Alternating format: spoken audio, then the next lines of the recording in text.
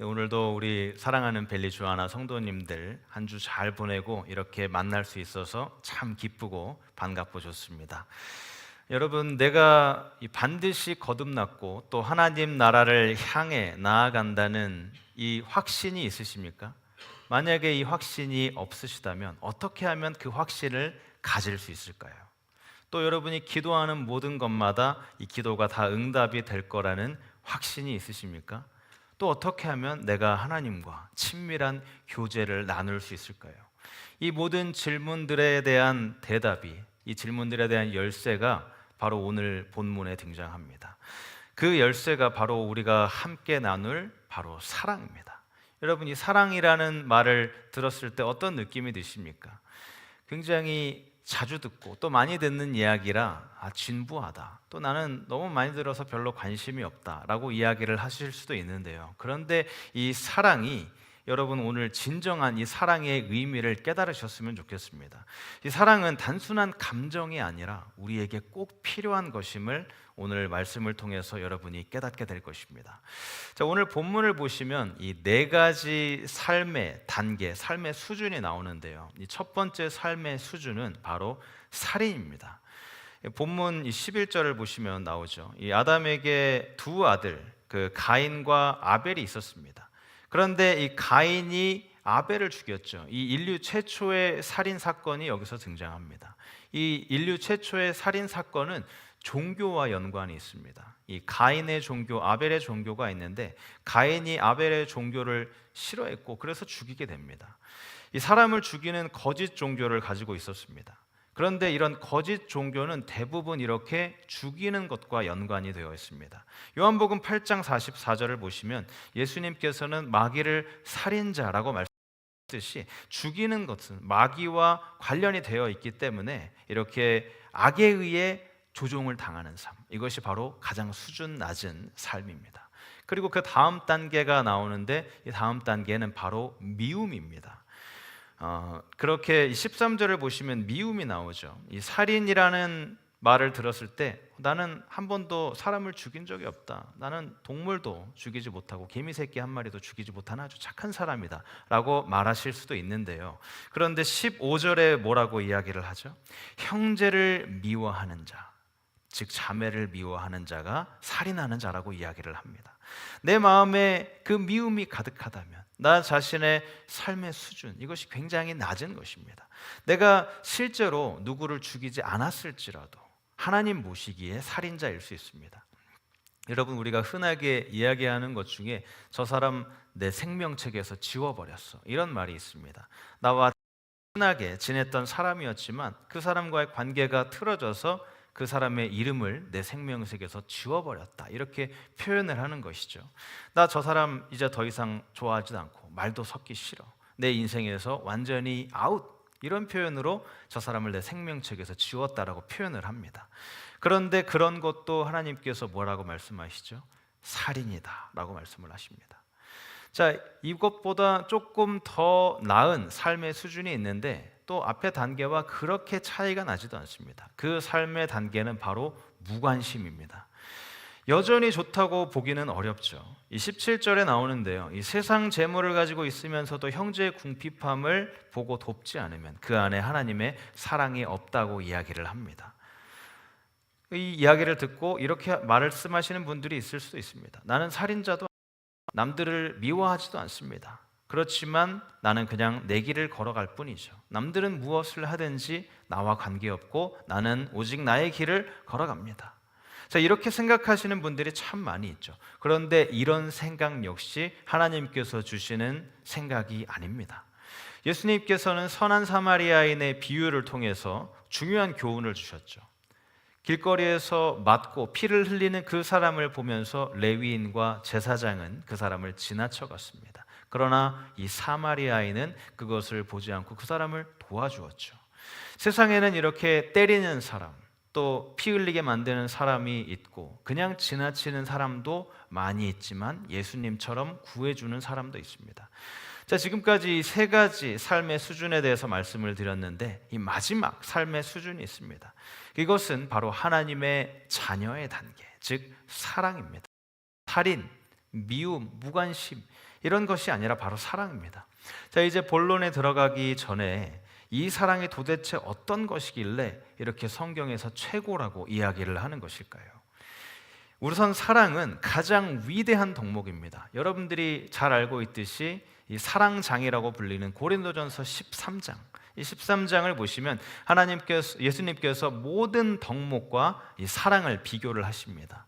자, 예를 들어서 2절을 보시면 우리가 믿음 생활을 할 때 가장 중요한 것이 무엇이죠? 바로 믿음입니다. 신앙생활을 할 때 이 믿음을 가장 중요하게 생각을 하는데, 이 산을 옮길 만한 믿음이 있을지라도 사랑이 없으면 아무것도 아니다라고 이야기를 하십니다. 자, 또 이 사랑은 가장 중요한 덕목일 뿐만이 아니라 가장 중요한 계명이기도 합니다. 마태복음 22장을 보시면 한 율법사가 예수님께 질문을 합니다. 예수님, 율법 중에 가장 큰 계명이 무엇입니까? 그 질문에 대해 예수님께서 대답을 하시는데요, 내 마음을 다하고 목숨을 다하고 뜻을 다하여 주 너의 하나님을 사랑하라, 이것이 가장 첫 번째 되는 계명이라고 말씀을 하십니다. 또 두 번째 계명도 그와 같으니 내 이웃을 내 몸과 같이 사랑하라. 이 두 계명이 온 율법과 선지자의 계명이다. 자, 율법과 선지자의 강령이 무엇이죠? 구약 성경에 나오는 모든 책들을 말하는 것입니다. 이 구약의 모든 책들, 이것의 핵심이 바로 사랑이다. 하나님 사랑, 이웃 사랑, 이것으로 모든 것이 다 요약된다는 말이죠. 자, 이렇게 사랑은 가장 큰 덕목, 가장 큰 계명입니다. 사랑이 가장 큰 계명이라면 가장 큰 죄는 무엇일까요? 이 죄는 바로 사랑하지 않는 것입니다. 왜냐하면 가장 큰 계명인 하나님의 첫 번째 계명을 지키지 않는 것이기 때문이죠. 자, 이제 우리가 본론에서 살펴볼 사랑에 대한 중요한 세 가지 사랑의 유산이 있습니다. 우리가 신앙과 삶에 있어서 가장 중요하고 또 하나님과의 관계에 있어서 가장 중요한 요소인 그 사랑, 오늘 말씀을 통해서 이 사랑의 진정한 그 깊이와 놀라운 뜻을 묵상하고 또 하나님께서 주시는 충만한 은혜를 누리는 여러분들이 되시기를 바랍니다. 자, 첫 번째 사랑의 유산은 바로 선한 양심입니다. 자, 양심이라는 말이 오늘 본문에 등장하지 않죠. 그런데 이 19절을 보시면 마음이라는 단어가 등장합니다. 이 마음은 보통 양심이라는 말과 성경에서 같은 뜻으로 사용이 됩니다.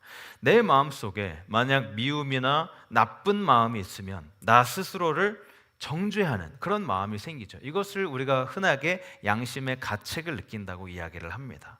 이것이 양심이고 나를 책망하게 만드는 것입니다. 그런데 나를 책망하니까 이 양심이 나쁜 것이라고 생각할 수 있는데 나쁜 것이 아니라 사실은 좋은 것이죠.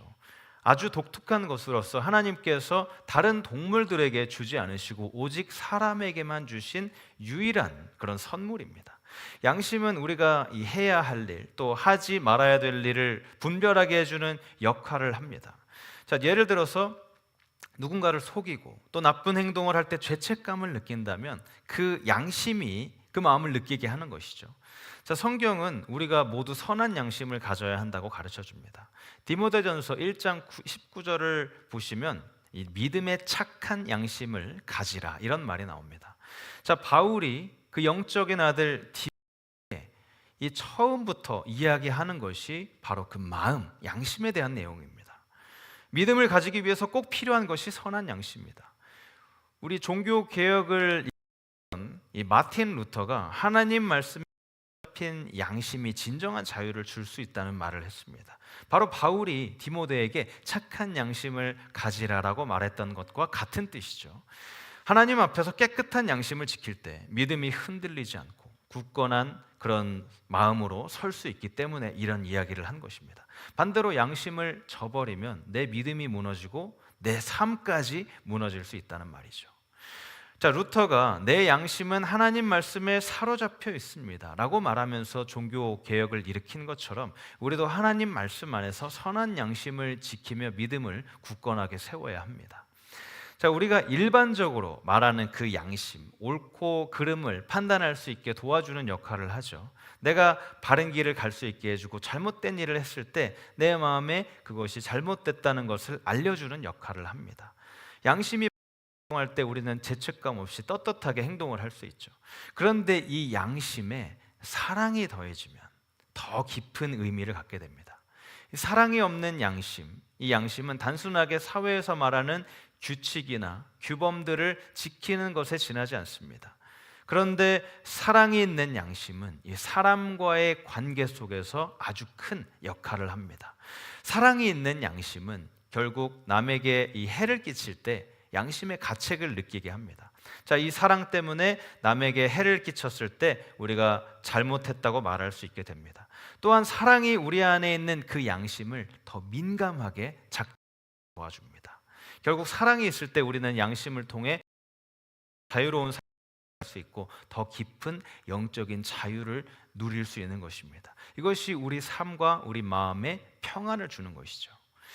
혹시 여러분 지금 예수님에 대한 그 마음, 내 마음이 불안하거나 확실한 것 같지 않다면 내 안에 사랑이 있는지, 또 다른 사람에 대한 이런 안 좋은 감정이 남아있는지 한번 살펴보시기 바랍니다. 양심의 가책이 있다면 그것은 하나님의 여러분을 부르고 있다는 신호입니다. 그러면서 19절, 20절을 보시기 바랍니다. 자, 19절 처음에 이렇게 함으로써라는 말은 그 18절에 나오는 행동과 진실함으로 사랑하자는 말입니다. 우리 19절, 20절을 우리 세번역 성경으로 같이 읽도록 하겠습니다. 시작. 행동과 진실함으로 사랑함으로써 우리는 우리가 진리에서 났음을 알게 될 것입니다.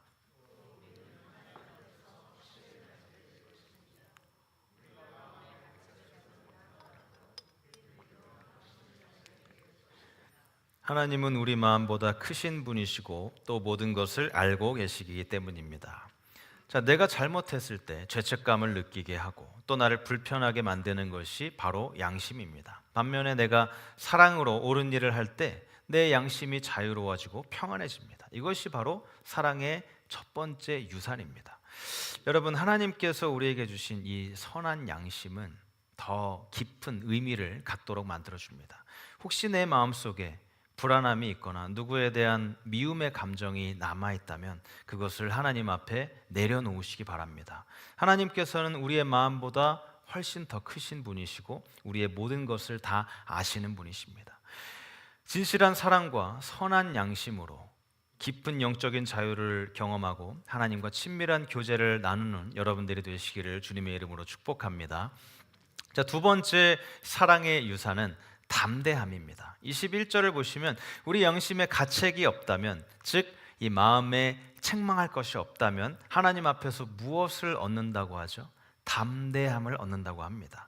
자, 양심에 책망할 것이 없다는 것은 모든 것이 사랑 안에서 작동이 되고 있다는 뜻입니다. 사랑으로 가득 차 있을 때 우리는 이 신앙의 담대함, 자신감을 가질 수 있습니다. 자, 이 담대함이 나와 무슨 상관이야? 이렇게 말씀하실 수도 있는데요. 여러분, 이 깨끗한 양심에서 나오는 이 담대함은 여러분이 기도하고 이 기도를 받는데 아주 중요한 역할을 합니다. 자, 22절을 우리 다시 한번 읽도록 하겠습니다. 시작.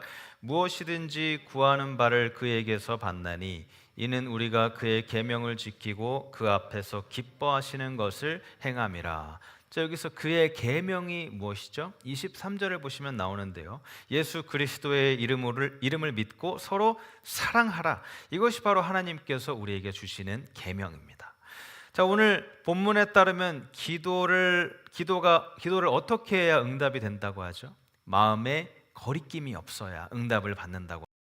양심에 거리낌이 없으면 어떤 일이 일어나죠? 담대함을 얻게 되고 그 담대함으로 하나님께 나아가 기도할 때 그 모든 기도가 응답이 된다고 합니다. 그런데 마음에 미움이 있는 상태는 그럼 어떨까요? 미움이 있는 상태에는 기도가 되지 않습니다. 응답이 되지 않죠. 시편 66편의 말씀에서도 만일 마음에 죄를 품으면 주님께서 듣지 않는다고 말씀을 하십니다. 자, 이 구절은 이 기도가 응답이 안 된다고 하니까 사람들이 별로 좋아하지 않는 구절일 수도 있는데요. 그런데 이 말씀도 하나님께서 말씀하셨습니다. 자, 이 말씀에 대해서 조금 더 자세히 설명을 해드리겠습니다. 베드로전서 3장을 보시면 남편과 이 아내에게 생명의 은혜의 상속자로서 함께 사는 법을 가르쳐주고 있습니다. 3장 7절에 나오는 그 생명의 은혜라는 표현이 너무 좋은데요, 이 생명의 은혜가 가정생활을 하는 데 있어서 이 부부간의 관계에 있어서 정말 중요한 것입니다. 가장 중요한 요소입니다. 남편들아 아내를 생명의 은혜를 함께 이어받을 자로 생각하고 귀하게 여기라. 이것은 너의 기도가 막히지 않게 하는 것이다. 자, 남편 되시는 분들, 혹시 이 아내 되시는 분들과 가끔 싸울 때가 있으시죠? 없으세요? 네, 있으실 텐데. 자, 대단하신 것입니다. 이 그리스도인들도 말다툼하고 또 싸울 수 있습니다. 자, 어떤 그리스도인 부부가 말다툼을 합니다. 감정에 휩쓸려서 별것 아닌 것 같은 일이지만 또 화를 내고 서로 싸우게 됩니다. 감정이 격해져서 안 좋은 말까지 서로 오고 가게 되죠. 서로 생명의 은혜를 이어받을 자로 생각하지 않는 것입니다. 자, 그렇게 싸우다가 일시 휴전 상태에 이제 들어가게 됩니다. 일시 휴전, 끝난 게 아니에요. 자, 이렇게 그런데 엄마가 자고 있는 아기를 살피러 갔는데 갑자기 아기가 고열이 나게 됩니다. 그래서 병원에 급하게 데려가서 그렇게 아기가 치료를 받는 동안 엄마 아빠는 무엇을 해야 하죠? 기도를 해야 합니다. 그런데 기도가 되지 않죠. 내 마음에 이 나쁜 감정, 미움이 남아있는 그 상태에서 기도하는 것이 참 바보같이 느껴지기도 합니다. 그럴 때 무엇을 해야 하죠? 서로 사과하고 또 미안하다고 이야기를 해야 합니다. 여보, 내가 미안해. 아까 전에 너무 심하게 말을 한 것 같아. 그렇게까지 화낼 일이 아니었는데 미안해. 그러면 아내도 아니야, 나도 미안해. 내가 상처 주는 말을 한 것 같아. 이렇게 화해하게 됩니다. 자, 이제 화해를 하게 됐을 때 이 양심에, 그 마음에 거리끼는 것이 없어지게 됩니다. 그러면 이제 담대함이 생기게 되고 이제 기도가 가능해지는 것입니다. 내 안에 있는 나쁜 감정, 그 미운 마음이 해결되어야 기도를 할 수 있는 것입니다. 비판하고 미워하는 마음이 남아있으면 기도가 되지 않습니다. 선한 양심이 없으면 담대함을 가질 수가 없고요, 담대함이 없으면 기도의 응답이 될 수가 없습니다. 결국 사랑이 있는 이 깨끗한 양심, 이 양심이 우리로 하여금 하나님께 나아가고 우리 기도의 응답을 받을 수 있게 해줍니다. 혹시 여러분의 마음에 누군가를 향한 그 미움, 내 배우자나 내 아내나 남편이나 그 아들, 또 우리 교우, 또 내 직장 동료에게 그 미움이나 원망이 있지는 않으십니까? 이 해결하지 않은 감정 때문에 기도할 때 그 마음에 불편함, 거리낌이 있지는 않으십니까? 오늘 이 말씀을 통해서 하나님께서 여러분을 초대하고 계십니다. 주님 앞에서 양심을 깨끗하게 하고 사랑으로 관계를 회복하며 담대하게 나아가 기도하며 응답받는 삶을 살아가는 여러분들이 되시기를 주님의 이름으로 축복합니다. 자, 세 번째 사랑의 유산은 바로 은혜로운 교제입니다.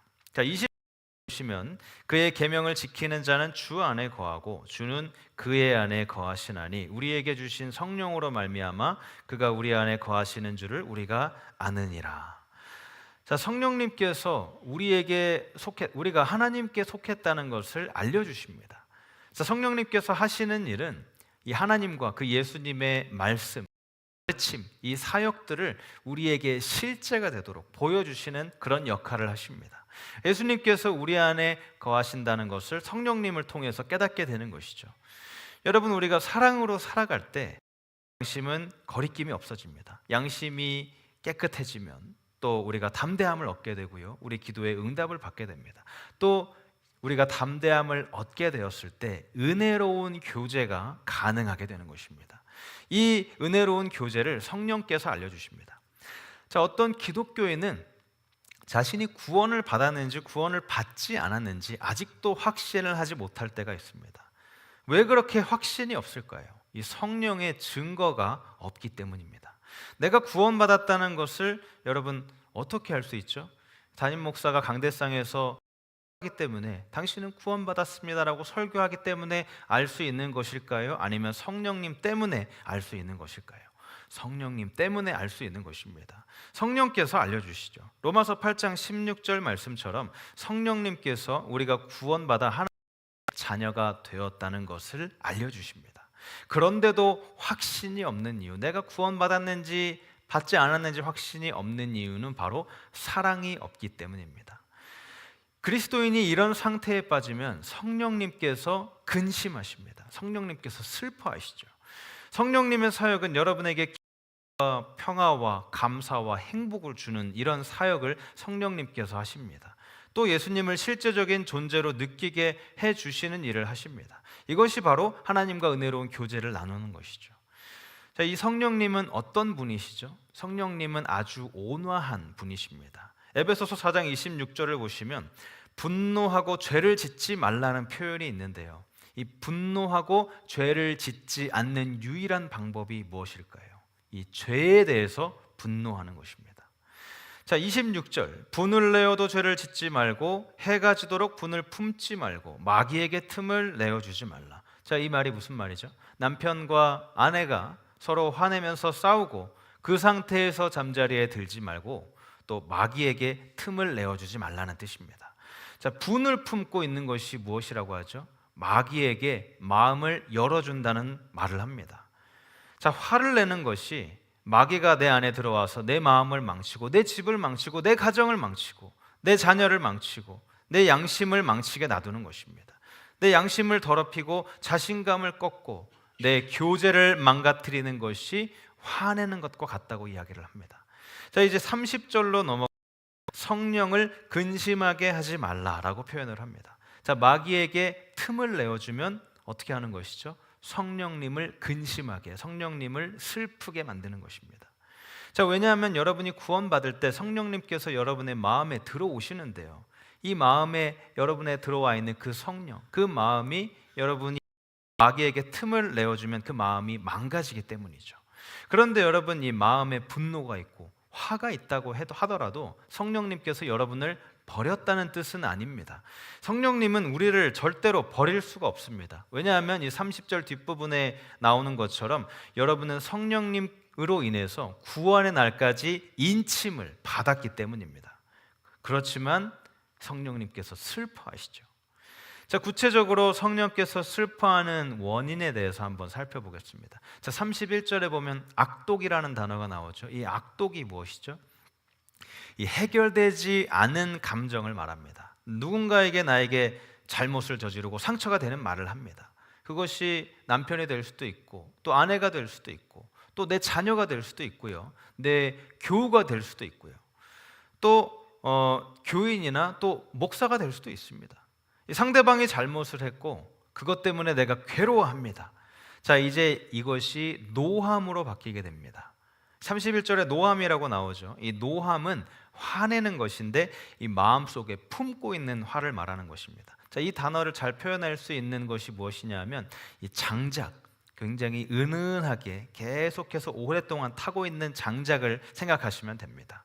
자, 그 다음 단어는 분노인데요. 이 분노와 노함의 차이가 무엇이죠? 노함이라는 것은 이 마음속에 천천히 오랫동안 해결되지 않은 상태로 놔두는 그런 화를 말하는 것인데, 이 분노는 폭탄이 터지는 것과 같습니다. 굉장히 화가 나서 심하게 폭발하는 것이 분노이죠. 자, 이제 이 분노가 고함으로 바뀌게 됩니다. 큰 소리로 말하는 것, 악한 말을 하는 것이죠. 평상시라면 하지 않을 말들을 하기 시작합니다. 내 남편이나 내 아내에게 이렇게 이야기를 합니다. 내가 왜 당신과 결혼해서 이런 생활을 하고 있느냐. 또 내 자녀에게 안 좋은 말을 합니다. 왜 내가 너 같은 것을 낳아서 이런 고생을 하는지 모르겠다. 자, 그렇게 상처 주는 말을 하는 것이 성경에서는 비방이라고 이야기를 합니다. 자, 마지막 단어는 바로 악의입니다. 악의는 이 나쁜 말이 상대방을 해치려는 것으로 바뀌는 것입니다. 자, 악의를 품다라는 것은 실제로 다른 사람에게 해를 끼치는 것을 말합니다. 감정적으로 또 육체적으로 해를 끼치는 것이죠. 말로써 또 아내에게, 남편에게 정신적인 해를 끼칩니다. 그러다가 손이 나아가면서까지 또 가정폭력으로 이어질 수도 있고요. 그런 후에 시간이 지나고 생각을 합니다. 도대체 내가 왜 그랬지? 그렇게까지 화낼 일이 아니었는데. 여러분, 그런데 왜 그랬을까요? 왜 남편이나 아내가 이런 상태까지 가게 될까요? 주님 안에 거하지 않고 성령을 잃어버렸기 때문입니다. 내 안에 있는 화를 이 해가 지도록 품고 그냥 내버려 두었기 때문입니다. 그것이 바로 마귀에게 틈을 주고 성령을 슬프게 한 것입니다. 자, 우리가 사랑하지 않을 때 성령님이 마음을 닫고 멀어지는 느낌이 들게 되고 그 결과로 우리가 하나님과 친밀한 교제를 나눌 수가 없게 되는 것입니다. 사랑하는 여러분, 우리가 이 하나님과의 은혜로운 교제를 누리기 위해서는 먼저 우리가 우리의 마음이 깨끗하고 사랑으로 가득 차야 합니다. 이 성령님의 인도하심으로 분노와 미움이 아닌 용서와 화해로 관계를 회복하는 삶을 살아야 합니다. 우리가 삶 속에서 주님의 사랑을 실천하고 살아갈 때에 하나님께서는 우리의 삶을 축복하시고 또 그 안에서 우리에게 참된 기쁨과 평화를 허락하실 것입니다. 우리 모두가 이 은혜로운 교제를 더욱 깊이 경험하며 주님의 뜻을 이루어 나아가는 분들이 되시기를 바랍니다. 자, 이제 말씀을 마무리합니다. 자, 오늘 말씀을 듣고 이제 목사님이 그냥 사랑하라고 했으니까 내가 사랑해야지 이렇게 결단하는 것도 중요한데요. 그런데 내가 결단하고 내가 생각하는 것만으로 그 사랑하는 것이 가능하지 않습니다. 여러분 잘 들으시기 바랍니다. 이 사랑이 하나님께 이르는 길이 아닙니다. 하나님이 사랑의 근원이고 이 하나님을 내 마음에 품는 것, 그것이 바로 진정한 사랑입니다. 잘 보시기 바랍니다. 우리 요한일서 4장 7절부터 8절을 같이 읽도록 하겠습니다. 시작. 사랑하는 자들아, 우리가 서로 사랑하자. 사랑은 하나님께 속한 것이니 사랑하는 자마다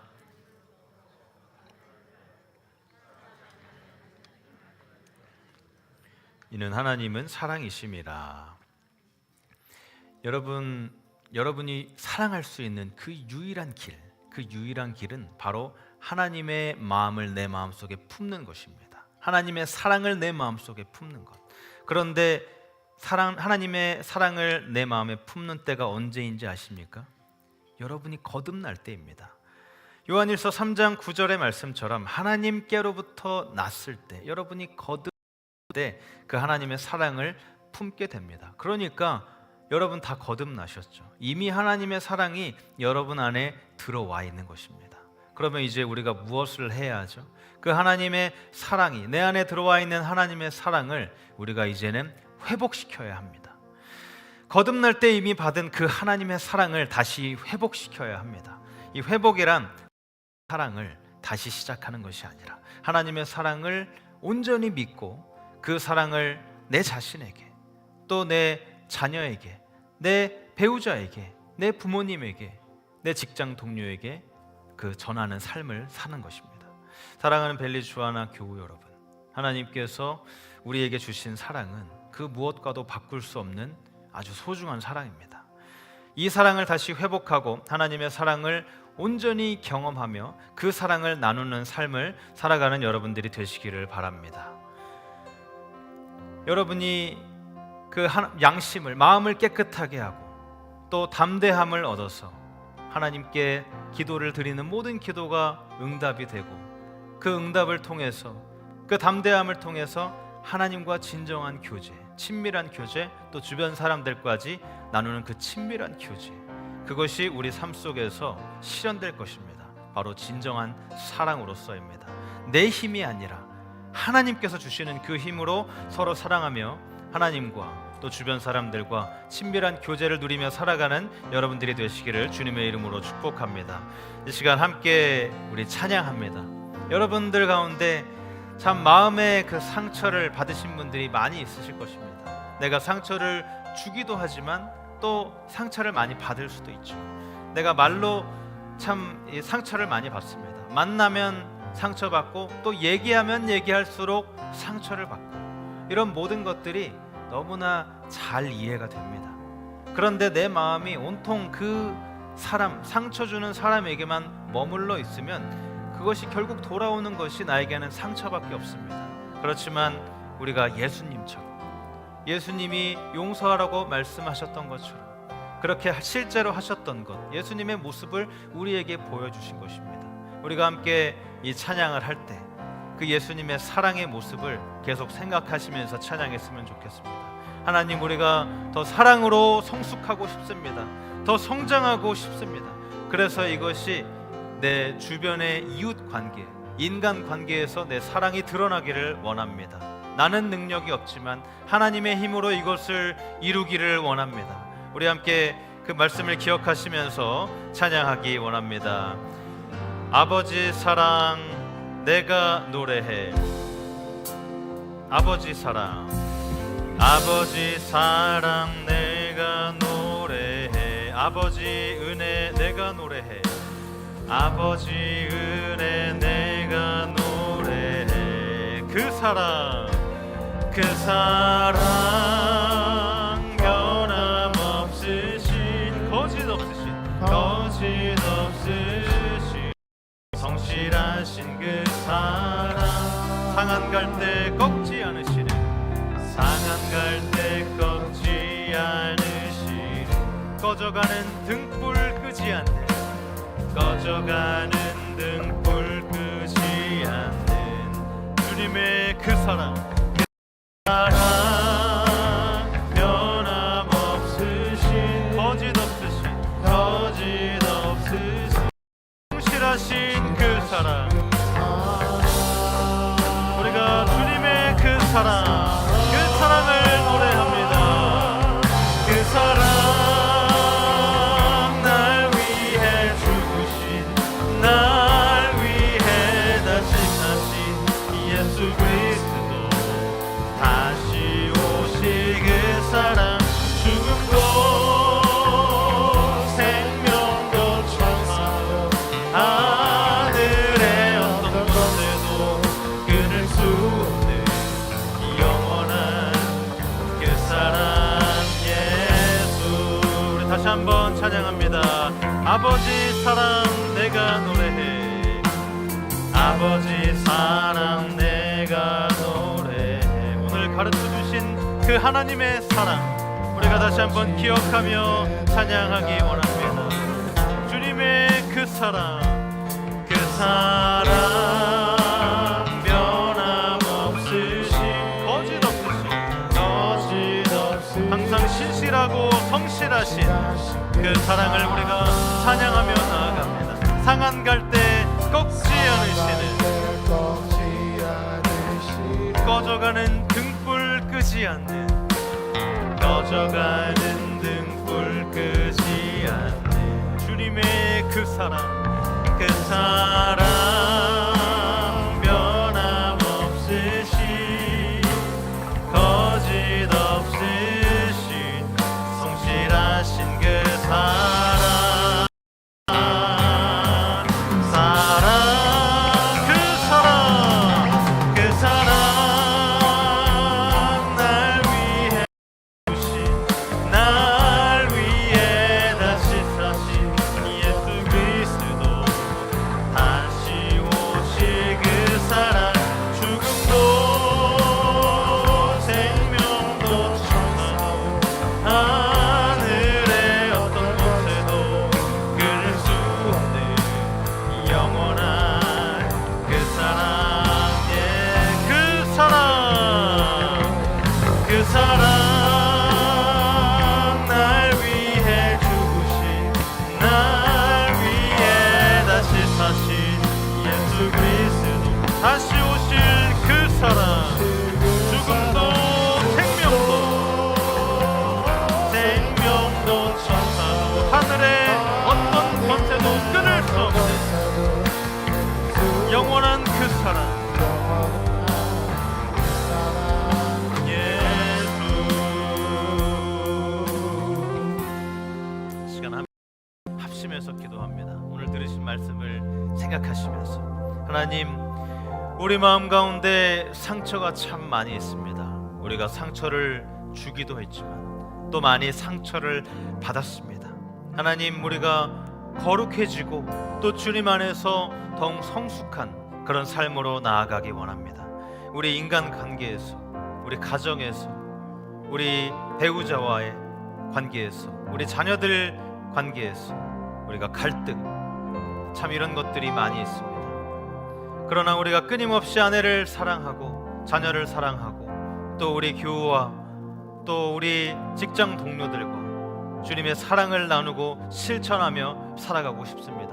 그 하나님께서 원하시는 그 신실한 사랑, 그 사랑을 우리 삶 가운데 실천하며 내 안에 모든 관계가 회복되며 그 사랑이 회복되고 이 모든 것을 하나님의 능력으로 이루어 나아가고 싶습니다. 우리 함께 합심해서 기도하며 나아갑니다. 하나님, 오늘도 우리가 말씀을 통해서 우리가 하나님의 사랑을 깨닫고 또 하나님께 나아갈 수 있는 그런 우리가 되기 감사를 드립니다. 하나님, 우리가 인간관계에서 참으로 많은 상처를 받고 또 어려운 일들을 겪었습니다. 하나님, 그러나 이런 인간관계를 우리가 또 우리가 주시는 그 우리의 마음을 깨끗하게 하고 우리가 또 성령님을 슬프게 하지 않고 또 우리가 마음을 깨끗하게 하고 우리가 담대함으로 우리 모든 기도의 응답을 받으며 그 하나님과 친밀한 교제 또 은혜로운 그런 교제를 이루며 나아가는 삶을 살아가고 싶습니다. 하나님, 우리가 사랑으로 더 성숙한 삶을 살아가게 하여 주시옵소서. 우리가 더욱더 주님 안에 성장하고 은혜를 누리며 이 모든 인간관계 또 하나님과의 관계를 더욱더 친밀한 은혜로운 관계로 나아가고 싶습니다. 하나님, 우리의 마음을 회복시켜 주시고 주님 안으로 나아가게 하여 주시옵소서. 하나님 아버지, 오늘 말씀을 통해 우리가 진정한 사랑의 의미를 깨닫게 하시니 감사를 드립니다. 하나님께서 주신 사랑이 우리 삶의 중심이 되어서 우리의 마음을 정결하게 하고 또 우리의 관계를 회복시키며 담대함을 주심을 믿습니다. 이제 우리 각자가 하나님의 사랑을 실천하고 이 선한 양심, 주님의 그 마음을 닮아가며 그 양심을, 그 마음을 따라 살아가게 도와주시옵소서. 내 마음에 미움이나 원망이 있다면 이것을 다 내려놓고 사랑으로 우리의 관계를 회복시켜 주시옵소서. 우리가 다른 이들에게 상처를 받았다면 주님의 사랑의 마음, 우리의 마음을 회복시키시고 사람을 보는 것이 아니라 하나님을 바라보며 용서하라고 말씀하셨듯이 서로를 용서하고 주님의 사랑으로 우리의 관계 회복이 일어나게 하여 주시옵소서. 우리의 양심이 더 깨끗해지고 담대함으로 나아가며 주님과 한 마음이 되어 서로 사랑하는 공동체를 만들어 나아가는 성숙한 신앙인이 되게 하여 주시옵소서. 예수님의 이름으로 기도드립니다. 아멘.